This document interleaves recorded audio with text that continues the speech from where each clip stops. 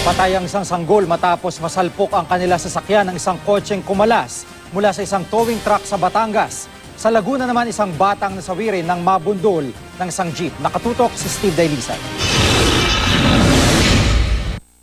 Parang nayuping lata ang dalawang kotseng ito nang magkasalpukan sa Star Tollway sa Lipa, Batangas. Patay sa aksidente ang 10 buwang gulang na babaeng sanggol habang sugatan ng kanyang ate at kanilang driver. Base sa investigasyon, aksidenteng kumalas ang isang kotse mula sa likod ng isang towing truck at sumalpok sa kasalubong na kotse ng mga biktima. Pababa raw ang kalsada kung saan nangyari ang insidente. Tumakas naman ang driver ng towing truck, pero nangako ang kumpanyang may-ari nito na sasagutin ang gastos ng mga biktima sa ospital at punerarya. Di na makakasalubong sa bagong taon ang 11 taong gulang na batang si April Kawili. Namatay siya matapos masagasaan ng isang humaharurot na pampasaherong jeep habang tumatawid kasama ang kanyang mga pinsan sa National Highway sa bayan ng Baez sa Laguna.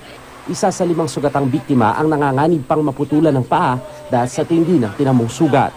Sigaw ng ina ni Kawili, papanagutin ang jeepney driver at makulong ito. Hindi ko kayang yung marinig ko sa kanyang hingi siya ng tawad. Hindi. Sa isang salita ng tawad, sorry.